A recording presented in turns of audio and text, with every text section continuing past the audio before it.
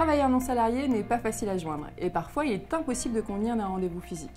C'est pourquoi nous allons aborder ensemble le rendez-vous téléphonique d'un TNS. Dans une précédente séquence, tu as peut-être déjà visualisé la séquence sur l'appel de prospection TNS. Si ce n'est pas le cas, elle est à ta disposition. Il est évident que cet appel de prospection est essentiel. Il permet en amont de préqualifier l'interlocuteur. En d'autres termes, nous avons déjà quelques informations comme par exemple le contrat concurrent.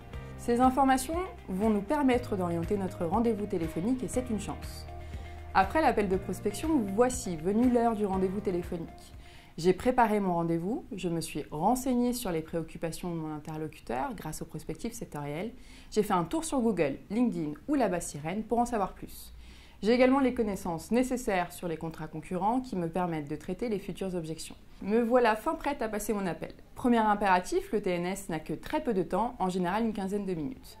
L'appel doit être concis et impactant. Il va donner une direction à l'entrepreneur au bout du fil grâce à différentes étapes qui sont exposer la démarche, sensibiliser, multi-équiper et piloter la qualité de service. Tu veux en savoir plus? Ça tombe bien. Voici les informations supplémentaires sur la première étape qui est exposer la démarche.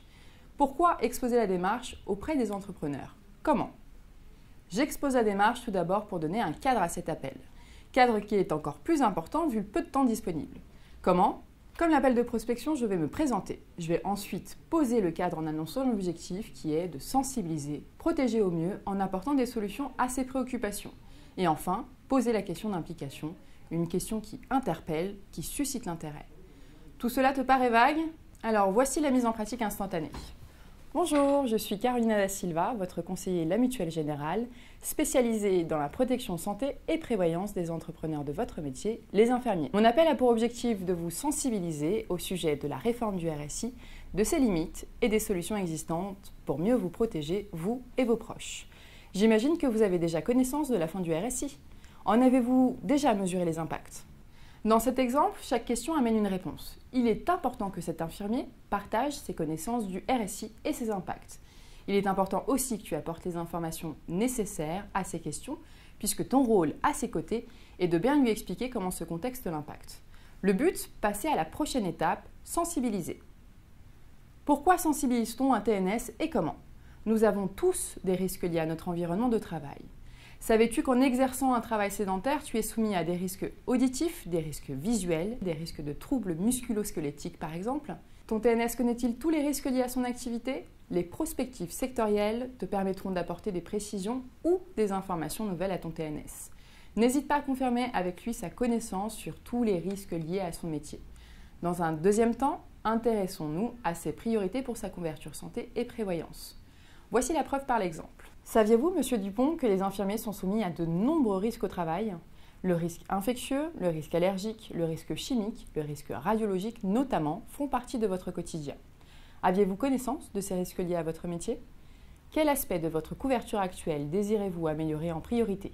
Le prix, les garanties, les services prévention et ou le conseil et l'accompagnement de votre interlocuteur? La reformulation est primordiale à cette étape pour vérifier la compréhension de votre interlocuteur.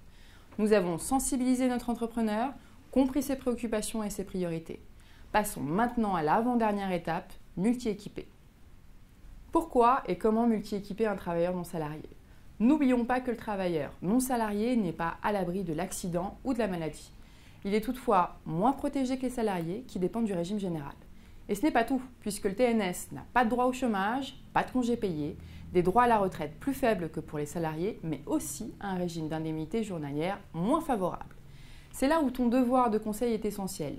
Ton TNS a investi ses propres capitaux, il a pris le risque de lancer sa propre activité et ne compte pas ses heures.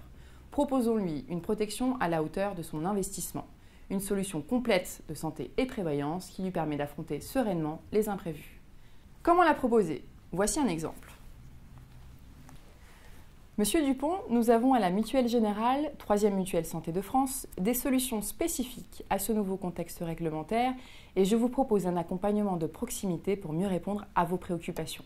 La solution dédiée vous permet, à partir d'une cotisation mensuelle de X euros, de bénéficier d'une protection globale de votre santé physique et financière, alliant une offre prévention, santé et prévoyance. Bien sûr, si le client a besoin de détails, n'hésite pas à lui exposer et décomposer les garanties de l'offre.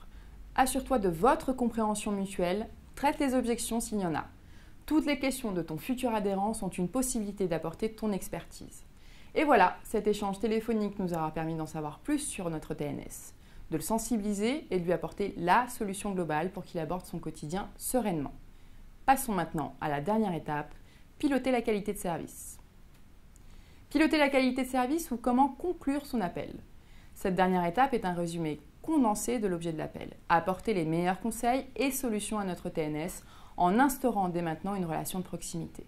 Pour ce dernier, il ne reste plus qu'à compléter le formulaire transmis après l'appel. Tu te demandes comment procéder? Voici l'exemple que tu retrouves dans le protocole de vente version téléphone pour le TNS. Monsieur Dupont, vous comprenez bien que ma proposition répond mieux à vos préoccupations et s'adapte à votre budget. C'est pour cela que je vous invite à adhérer à notre mutuelle en complétant le formulaire que je vous envoie. Vous méritez l'accompagnement d'un acteur qui prendra mieux soin de vous au quotidien.